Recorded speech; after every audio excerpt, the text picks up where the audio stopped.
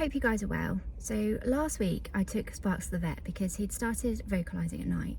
So like really long drawn out cries, and like he used to do it sometimes just for like a minute, and then he'd come and settle in bed. And I'd noticed previously it was because he was chilly.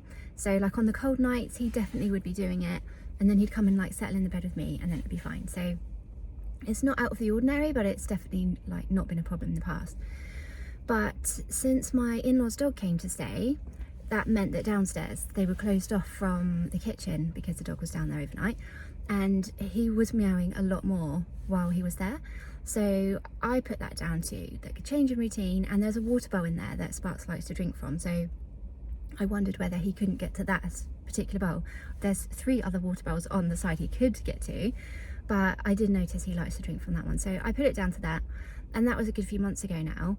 But since then he has been vocalising more at night, so I took him to the vet just to have them check him over, and it was the best visit I've ever had, but also a little bit embarrassing because they were like, he's totally fine, like, and I felt, they didn't make me feel like I was overreacting, but I did feel like I was overreacting because they were like, well, how's he eating? His appetite's fine, he's drinking normally, there's no other changes in his behaviour, like, and he's put on a little bit of weight, only a tiny little bit, but they'd be worried if he'd lost any weight, so it was good that he'd put on that little bit. So there were no signs that anything was wrong.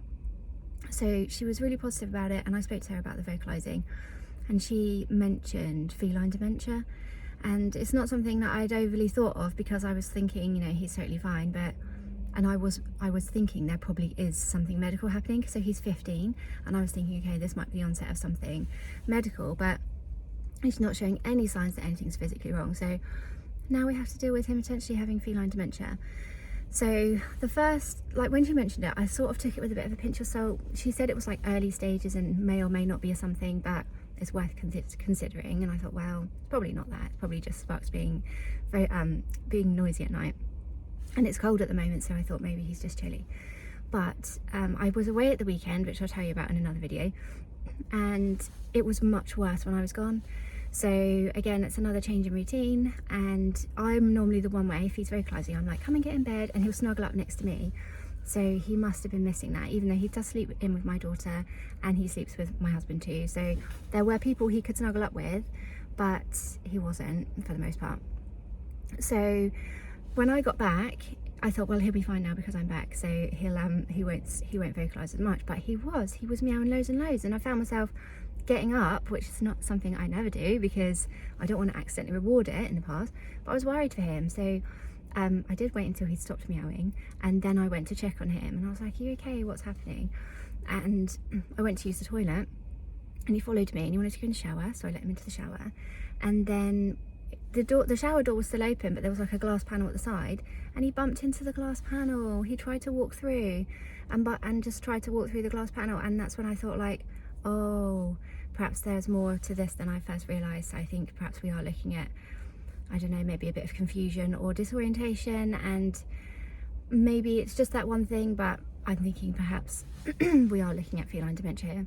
Anyway, I'm at Pets at Home now and gonna try to think of ways I can help him. So I bought him a heated bed, like a heated blanket, because I think he would love that, so to give him somewhere to settle down at night that's not just with me. And I'm going to get him some new water bowls as well, because like I say, there's plenty of water bowls. We have 4 water bowls, but I only see him drinking from 2, so I think the other 2 might be void for him, at least not for Fig, but he doesn't drink from at least 2 of them that I've seen. So I'm going to get another couple of water bowls and make that easy for him, give him somewhere comfortable to sleep, and just have a look in there to see if there's anything more that I can get for him in terms of like keeping him stimulated in a really appropriate way. But of course he's 15, so I don't want to be buying toys that are gonna mean he's racing around the house all the time, because he's not gonna want that.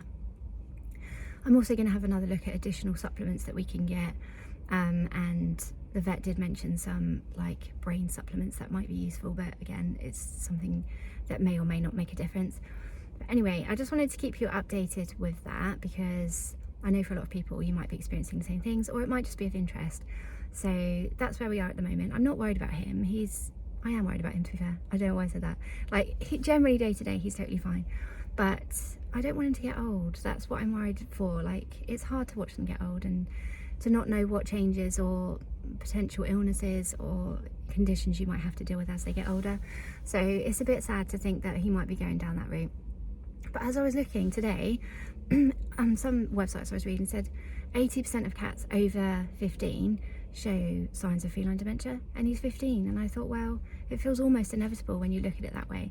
So I shall try not to worry and help him where I can, but I think overnight particularly, I think he might be feeling a little bit disorientated and just need that sense of security. So I'm really hoping like a heated bed, I think, is the perfect thing for him, and I'll keep it in a place that's never moved so he knows exactly where it is, and that's a consistent, that's always there, plus helping him drink more easily.